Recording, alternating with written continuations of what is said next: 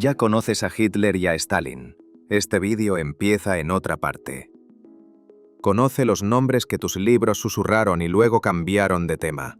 Un verdugo soviético con un récord que nadie quiere superar. Una reina en Madagascar que usó juicios con veneno contra rivales. Una socialité de París cuyo ático volvió leyendas en informes policiales. Un hachero no identificado que hizo bailar a Nueva Orleans por seguridad. Y un caudillo llamado Matador de Búlgaros, por razones que oirás. Si te quedas, cada minuto desbloquea otro capítulo verificado que eriza la piel. Listo para conocer a las 39 personas más terroríficas que te perdiste. Vasily Blokhin, el verdugo de Stalin con un escalofriante récord. Un verdugo récord trabajó tras los muros de una prisión de Moscú, sin ser visto. Su nombre era Vasily Blokhin, el ejecutor favorito de Stalin. Hacia las décadas de 1930 y 1940, supervisó asesinatos metódicos. Los informes describen delantal de cuero, gorra y una pistola alemana. Ejecutaba a los condenados en el sótano de Lubyanka, hora tras hora. Los oficiales polacos de Katyn figuraron, según reportes, entre sus encargos. ¿Por qué la pistola alemana? Para despistar sobre los orígenes. Si importan los números, algunos registros hablan de cientos en una sola noche. Murió en silencio, pero su documentación cuenta una historia más fuerte. Zug Behram, el rey estrangulador de la India del culto zugí. La India británica temía a un estrangulador cuyas cifras hoy parecen imposibles. Lo llamaban Zug Behram, vinculado a los asesinatos zugí. Investigadores decimonónicos registraron confesiones y escalofriantes detalles del modus operandi. El arma distintiva era un rumal, un pañuelo lastrado. Existen afirmaciones de cientos de víctimas, aunque los historiadores debaten los totales. Behram supuestamente marcaba las gargantas con un amuleto distintivo. Las redadas coloniales golpearon redes tugí que se movían por los caminos. Giro curioso. Algunos casos mezclaron bandidaje, ritual y exageración policial. Lo que queda hoy son registros judiciales, rumores y cuentos aleccionadores. Pedro López, el monstruo de los Andes con destino incierto. Pueblos enteros entraron en pánico mientras aumentaban desapariciones en países andinos. Pedro López confesó números vastos, aterrando a investigadores y familias. Fue capturado en Ecuador y condenado por múltiples asesinatos.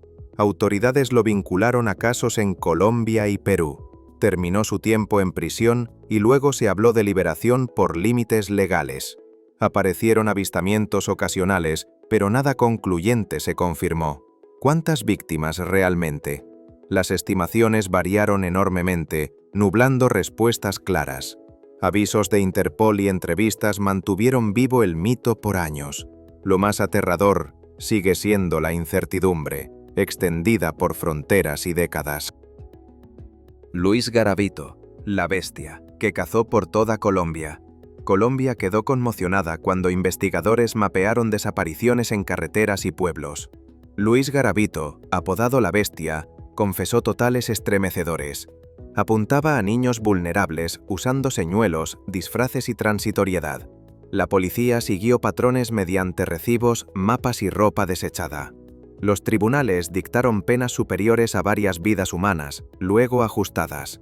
Más tarde se informó su muerte bajo custodia, cerrando especulaciones. Las comunidades aún realizan memoriales, recordando nombres más allá de cifras sombrías. Si las estadísticas empañan la compasión, las familias la enfocan con fotografías. Esta historia advierte que el papeleo a veces oculta ausencias muy humanas. Javed Iqbal, asesino que afirmó 100 homicidios. Pakistán observó una confesión que sacudió ciudades y a la policía. Javed Iqbal se entregó, relatando asesinatos y motivos. Apuntaba a niños de la calle, siguiendo víctimas por barrios de Lahore. Los tribunales lo sentenciaron con un inusual lenguaje simbólico de ojo por ojo.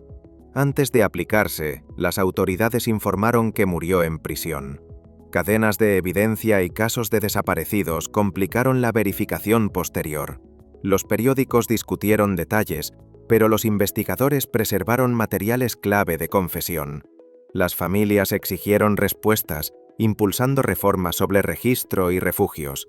Si la justicia suena simbólica, la prevención debe sentirse dolorosamente práctica. Velakis, el húngaro desaparecido de los barriles sellados. Un casero desapareció, y la policía abrió barriles cerca de Budapest. Dentro había cuerpos conservados, vinculados a anuncios de corazones solitarios. Velakis había alquilado habitaciones, guardado tambores y luego desaparecido. El caos de la Guerra Mundial enmascaró sus movimientos por Europa. Surgieron avistamientos durante años, incluso rumores de servicio en el extranjero. La policía rastreó patrones de cartas, fotos y alias con cuidado. ¿Por qué barriles sellados? Retrasaban el hallazgo y controlaban los olores. Nunca hubo captura confirmada, dejando a los investigadores eternamente frustrados. A veces, el villano más aterrador es simplemente el que falta. Amelia Dyer, la criadora de bebés victoriana que explotó la desesperación. La Gran Bretaña victoriana aprendió que la desesperación puede cazarse como moneda. Amelia Dyer ofrecía cuidado infantil. Luego las autoridades destaparon negligencia mortal. Ponía anuncios, reunía bebés y se mudaba de pueblo en pueblo. Un paquete en el Támesis reveló nombres y direcciones. Los detectives siguieron la caligrafía y boletos de tren hasta sus cuartos. Los testigos describieron métodos de asfixia. Los tribunales describieron fraude deliberado repetido. Su juicio atrajo multitudes, fascinadas y horrorizadas a la vez. Hoy su caso ancla conversaciones sobre regulación y protección. Detrás de los titulares había madres, pobreza y muy pocas opciones. Delphine Lalaurie, socialité de Nueva Orleans con un ático horripilante. Un incendio reveló crueldad oculta en una elegante casa de Nueva Orleans. Madame Delphine Lalaurie entretenía a la élite antes de que el fuego expusiera horrores. Vecinos oyeron gritos, rescatistas forzaron puertas en Royal Street. Se hallaron personas esclavizadas, atadas y maltratadas, conmocionando a la ciudad. Lalaurie huyó de Nueva Orleans y se dijo que escapó a París. Su casa se volvió leyenda, imán de historias de fantasmas. La verdad no requiere fantasmas. Los registros ya documentan brutalidad. ¿Por qué callaron los vecinos? Estatus, miedo y complicidad. A veces alta sociedad solo significa que la crueldad vestía mejor. Aga Mohammad Khan Qajar, Shah eunuco que gobernó mediante el miedo. El trono de Persia cambió de manos y el terror mantuvo obedientes a las provincias. Aga Mohammad Khan Qajar unió rivales y fundó la dinastía Qajar. Castigó la desobediencia con dureza. De Shirvan a Kermán y Georgia. La caída de Tiflis sacudió cortes y mercados caucásicos. Los enemigos recordaron a un gobernante preciso, frío y tenaz. Su castración en la juventud moldeó política palaciega y supervivencia. Centralizó poder, exigiendo tributos y rehenes a los nobles. Asesinos lo mataron después, cerrando su reinado tensamente controlado. La dinastía sobrevivió, pero el miedo ya había cosido fronteras. Zhang Xianzong, señor de la guerra acusado de vaciar una provincia. Discutido. Los conteos de Sichuan cayeron drásticamente y las leyendas culparon a un rebelde. Zhang Xianzong tomó Chengdu durante el caos y la hambruna del fin Ming. Su régimen imprimió proclamas, incluyendo líneas notorias sobre matar. Arqueología, registros y refugiados describen devastación por valles fluviales, pero académicos debaten totales, enfermedad, huida y ejércitos competidores. Inscripciones en estelas pueden ser fabricaciones posteriores, advierten historiadores. Aún así, su nombre se volvió sinónimo de gobierno por terror, catástrofe o propaganda. La respuesta sigue siendo mixta. De cualquier modo, los sobrevivientes reconstruyeron Sichuan desde el silencio y la ceniza. Nadir Shah, conquistador que saqueó Delhi y dejó atónitos a los imperios. Delhi despertó a un saqueo que resonó más allá del subcontinente. Nadir Shah marchó desde Irán, derrotando ejércitos por el Punjab. Dentro de Delhi, el desorden desató masacres y un botín asombroso. El trono del pavo real y célebres gemas cambiaron de manos rápidamente. Se marchó veloz, pero el prestigio mogol nunca se recuperó del todo. Los vecinos recalcularon alianzas, temiendo otra campaña relámpago hacia Occidente. ¿Por qué tanta rapidez? Funcionaron logística, disciplina y una brutal disuasión. Las cifras varían, pero el shock se extendió universalmente y con rapidez.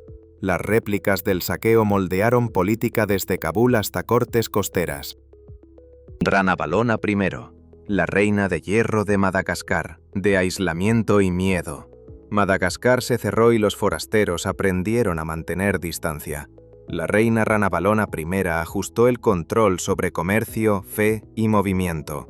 La ordalía del Tangena probaba lealtad con veneno, aterrando al país. Los misioneros enfrentaron expulsiones, los europeos vieron evaporarse negocios. El trabajo forzoso, Fanompoana, expandió obras reales en Antananarivo. Su largo reinado estabilizó fronteras, pero desangró el campo, profundamente. ¿Por qué el puño de hierro? Acechaban golpes palaciegos y clanes rivales. Tras su muerte, reformas reabrieron puertos y aceptaron extranjeros con cautela. Hoy su nombre aún divide admiración, miedo y debate. Basilio II. Matador de búlgaros. Emperador con un apodo escalofriante. Bizancio ganó décadas de estabilidad tras una campaña brutal.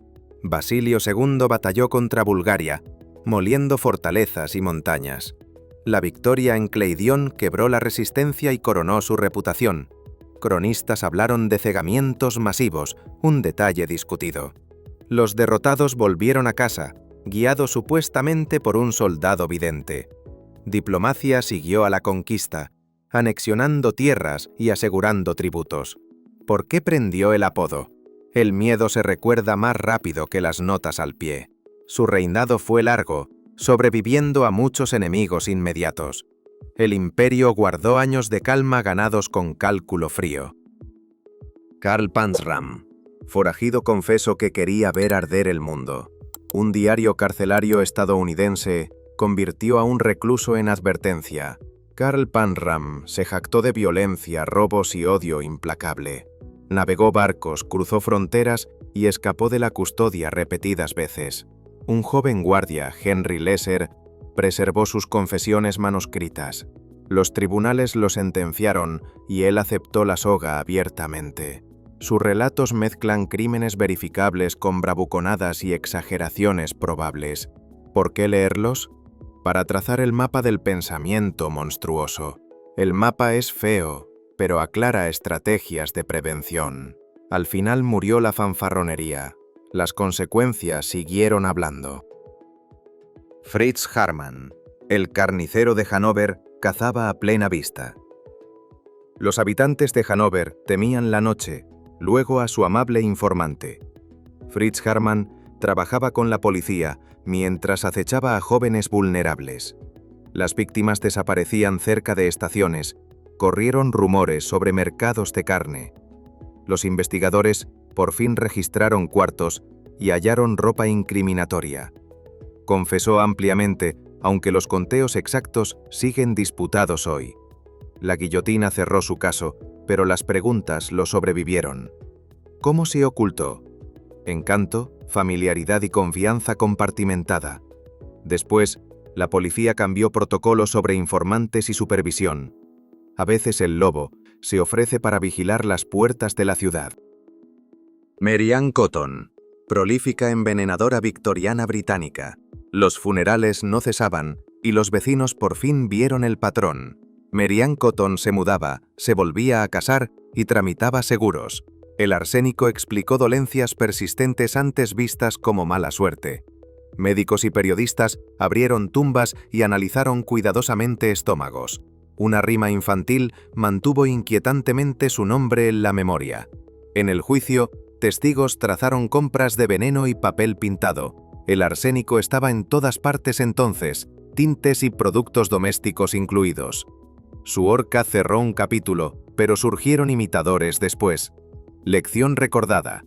Los patrones hablan cuando tragedias parecen accidentes aislados. Henry Desiré Landru.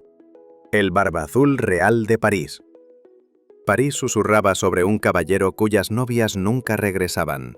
Henry Desiré Landru cortejaba viudas con anuncios personales de guerra. Las conocía, obtenía fondos y alquilaba casas suburbanas. La policía halló libros, nombres y fragmentos en una estufa. Los tribunales carecieron de cuerpos, pero el papeleo probó intención. Se defendió con agudeza, luego llegó el veredicto. Las galerías se llenaron, atraídas más por el misterio que por la sangre. ¿Por qué Barba Azul? Un atajo de cuento para el encanto calculado. Perdió la cabeza. Los cuadernos siguieron hablando a los investigadores. Belle Gunness, viuda de granja a la que se atribuía enterrar pretendientes. Discutido. Un incendio de granja destapó rumores que aún no se apagan. Belle Gunness invitaba pretendientes con cartas prometiendo tierras. Vecinos reportaron desapariciones, pero los registros eran frustrantemente incompletos. Tras el incendio, un cuerpo decapitado enturbió la identificación. Buscadores hallaron huesos, joyas y restos del hogar calcinados. Se volvió folclore entre la leyenda y la sospecha creíble. ¿La mataron o fingió desaparecer? Los investigadores persiguieron pistas por todo el país, sin pruebas decisivas. A veces el fuego quema evidencia más rápido de lo que la verdad se reúne. El hachero de Nueva Orleans, asesino que provocaba con jazz, no identificado. Nueva Orleans bailó y luego cerró puertas cuando un hachero escribió. Cartas exigían tocar jazz, prometiendo seguridad a los amantes de la música. Ataques golpearon a tenderos italianos y hogares entre 1918 y 1919. Usaba hachas de las propias víctimas, deslizándose por calles nocturnas. La policía persiguió sospechosos, pero la evidencia se disolvía entre multitudes. Los periódicos amplificaron el miedo, mientras músicos llenaban salones con picardía. ¿Y las notas? Tal vez teatro, distracción u oportunistas. Los asesinatos cesaron y la identidad nunca se confirmó. La ciudad mantuvo el ritmo, las sombras marcaron el compás. El asesino del Zodíaco, fantasma de los cifrados que se burló de la policía, no identificado. Los periódicos californianos recibieron cartas y el público descifró el terror. El Zodíaco se atribuyó asesinatos, envió criptogramas y se burló de investigadores. Atacó en el área de la bahía, de Vallejo a San Francisco. Equipos amateurs resolvieron partes. Un cifrado resistió durante décadas. Un retrato robot se difundió, pero no hubo veredicto judicial. Sospechosos fueron y vinieron, dejando disputas y preguntas. Películas y libros mantuvieron teorías vivas, a veces eclipsando a las víctimas. Si te atraen los acertijos, recuerda familias esperando respuestas reales. La pista sigue fría, pero la curiosidad nunca se congela del todo. Camarada Dutch, jefe de la prisión Tuol-Sleng del terror sistémico. Miles. Entraron a S21 en Phnom Penh y casi ninguno salió. El camarada Dutch, nacido Kaingek Iap, dirigió la instalación. Su personal fotografiaba prisioneros y extraía confesiones bajo tortura. Archivos meticulosos catalogaron nombres, creando hoy un registro innegable. Tras el colapso del régimen, Dutch desapareció y reapareció con alias. Tribunales luego lo condenaron, fijando responsabilidades por los Jemeres Rojos. ¿Por qué catalogarlo todo? La burocracia cree que el papeleo controla la realidad humana. La documentación testificó aún más fuerte que algunos sobrevivientes. Tuol-Sleng hoy es museo y advertencia. Shoko Asahara, líder de culto detrás del ataque con sarín en el metro de Tokio. Los viajeros matutinos colapsaron en Tokio, víctimas de vapores nerviosos. El grupo de Shoko Asahara, Aum Shinrikyo, liberó sarín en trenes. Los hospitales se desbordaron mientras la policía allanaba complejos y laboratorios. El culto mezcló profecías apocalípticas con ambiciones de ciencia ficción. Ingenieros internos construyeron dispositivos armando química y obediencia fanática. Siguieron arrestos rápidos, capturando líderes y desmantelando la red. Los juicios duraron años, catalogando experimentos y planes aún mayores. Japón reforzó preparación, entrenando hospitales y personal de transporte. Si la fe se encuentra con laboratorios, las salvaguardas no deben quedarse atrás. Zero Easy, comandante de la Unidad 731 de Experimentación Humana. En la Manchuria ocupada, un complejo secreto realizó experimentos letales. El general Zero Easy dirigió la Unidad 731, con prisioneros y civiles como objetivos. Investigadores probaron patógenos, congelación y dispersión con bombas en cautivos. Aldeas vecinas reportaron brotes. Bitácoras militares confirmaron actividad inusual. Tras la rendición, se afirma que algunos líderes recibieron inmunidad por los datos. Los nombres de víctimas a menudo se perdieron, pero quedaron cicatrices familiares. ¿Por qué estudiar la crueldad? Para evitar repeticiones y honrar identidades olvidadas. Museos y memoriales ahora documentan el programa con testigos. El silencio lo ocultó. El testimonio por fin encontró oxígeno. la Brent Iberia, cerebro de las redadas nocturnas de la NKVD de Stalin. Golpes a medianoche significaban coches, sótanos e interrogatorios por delante. La Brent Iberia ascendió a líder de la temida policía secreta de Stalin. Supervisó purgas, deportaciones y vastas redes de informantes. Archivos siguieron susurros, ingenierizando la paranoia como herramienta de gobierno. Tras la muerte de Stalin, rivales arrestaron a Beria en una reunión. Un juicio secreto terminó rápido y la ejecución llegó veloz. La burocracia sobrevivió, prueba de que los sistemas superan a sus operadores. Los ciudadanos aprendieron códigos, como luces apagadas significando registros inesperados. El poder temía el ruido. La gente común temía un golpe repentino. Jambé del Bokassa, emperador autocoronado que gobernó mediante el miedo. Centroafricanos vieron a un presidente transformarse en emperador. Jambé del Bokassa montó una fastuosa coronación a lo Napoleón. El precio aturdió a una nación con necesidades básicas insatisfechas. Oposición, estudiantes y rivales enfrentaron arrestos y represión violenta. Fuerzas francesas finalmente respaldaron un golpe que lo derrocó. Juicios revisaron abusos, bienes y enredos extranjeros. ¿Por qué el disfraz de emperador? La imagen anestesia conciencia y críticos. Su gobierno entró en el folclore, mitad advertencia, mitad espectáculo. Cuando cayó la corona, quedaron las facturas para las familias. Mengistu Haile Mariam, hombre fuerte del terror rojo etíope. Calles etíopes se llenaron de miedo durante campañas contra disidentes. Mengistu Haile Mariam lideró al Derg, consolidando el poder revolucionario. Ejecuciones, confiscaciones y reasentamientos masivos transformaron la vida diaria. La guerra con insurgentes drenó recursos y endureció posturas. Tras años, Mengistu partió al exilio con anfitriones protectores. Tribunales después lo condenaron en ausencia por abusos. Los etíopes aún equilibran recuerdos de miedo y resiliencia. Si la revolución promete justicia, pregúntate quién define hoy la justicia. Las instituciones importan más cuando los líderes superan las leyes. Enver Hoxha, dictador hermético que selló Albania del mundo. Albania construyó búnkeres mientras vecinos abrían fronteras a viajeros. Enver Hoxha desconfió de aliados, rompiendo lazos por ideología. El país abrazó la autarquía, aislando industria y cultura. Los servicios de seguridad vigilaron discursos, iglesias y conversaciones familiares. Las carencias moldearon infancias, los búnkeres, el horizonte.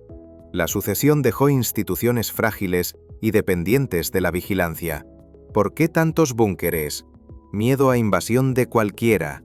Cuando reabrieron fronteras, los albaneses hallaron tecnología y oportunidades atrasadas. El aislamiento preservó soberanía, pero encerró la imaginación por generaciones. Broman von Ungern-Sternberg, barón loco, del brutal dominio en Mongolia. Urga cambió de manos y los civiles aprendieron a ocultarse. El barón Roman von Ungern-Sternberg expulsó guarniciones chinas.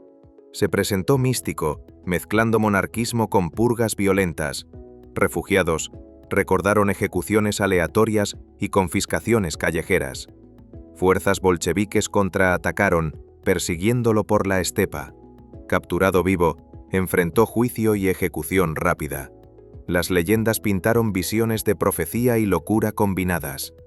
Historiadores ven oportunismo explotando los vacíos de la guerra civil. En cualquier caso, Urga recordó, y luego se renombró Ulan Bator. Matthew Hopkins, temible cazador general de brujas de Inglaterra. Pueblos vaciaron bolsas para un hombre cazando brujas imaginadas.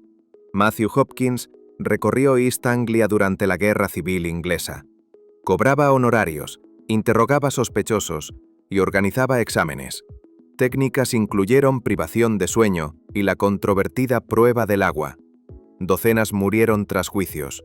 Luego la duda ganó impulso. Panfletos criticaron sus métodos y su título autoasignado.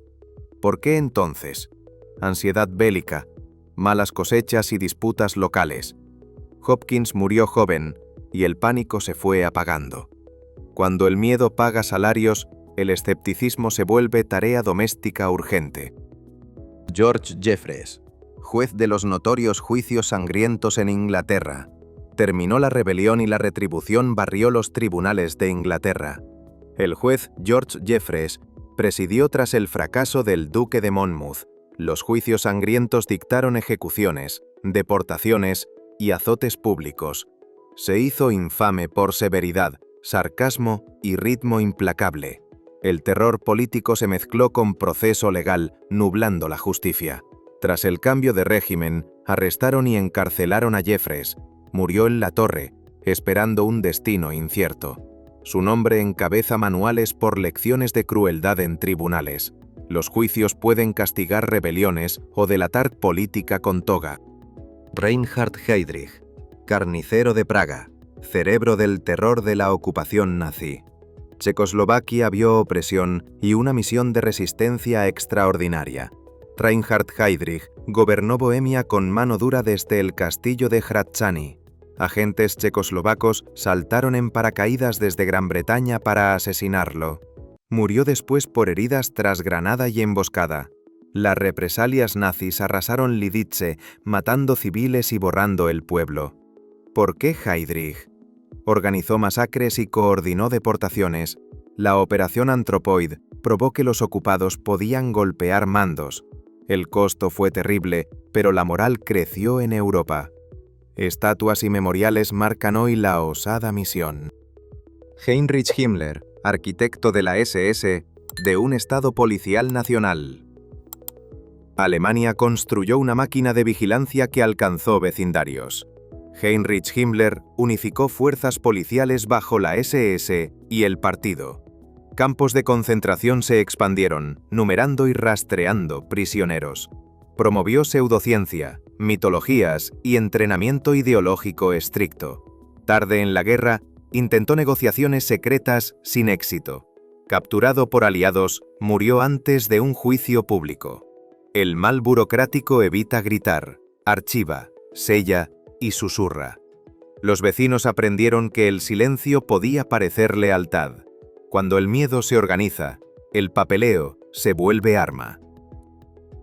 Rey Leopoldo II, implacable explotador del Estado Libre del Congo. Millones sufrieron bajo una colonia privada disfrazada de filantropía.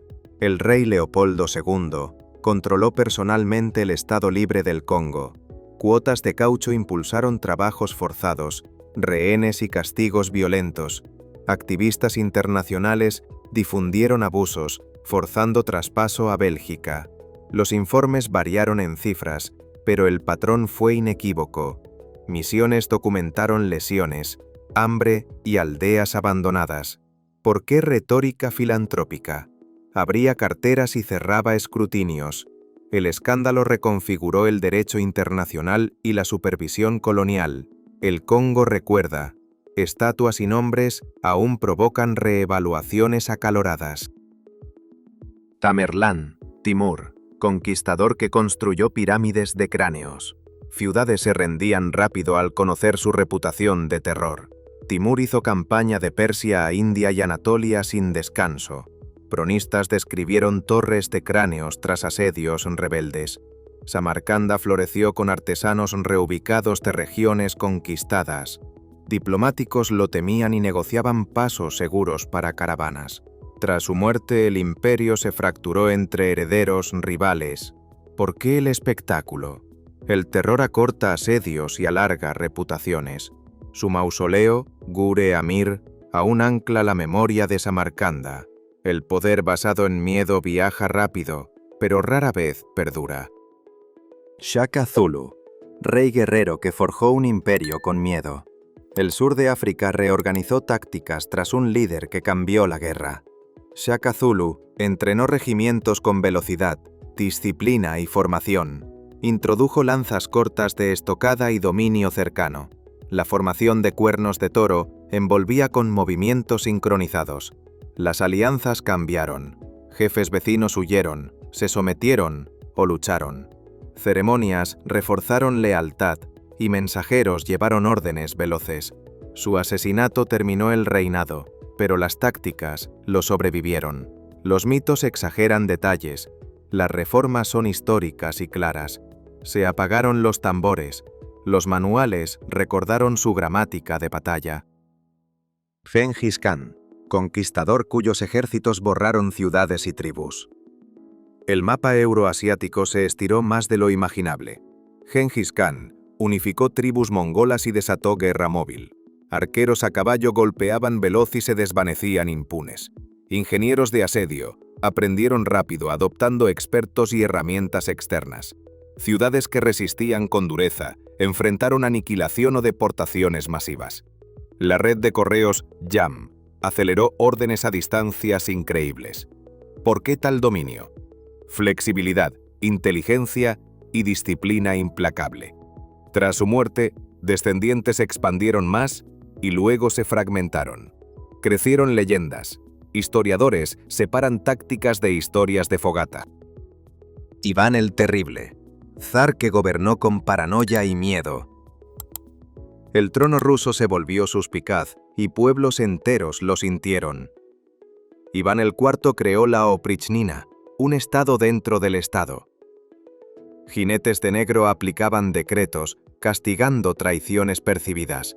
Novgorod sufrió represión recordada en crónicas y lamentos. La ira de Iván mató a su heredero en una disputa. Guerras exteriores drenaron recursos mientras la corte navegaba humores volátiles.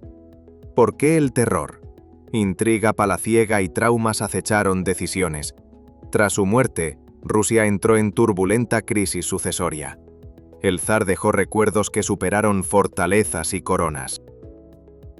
Joseph Stalin, arquitecto de purgas, hambrunas y un estado policial.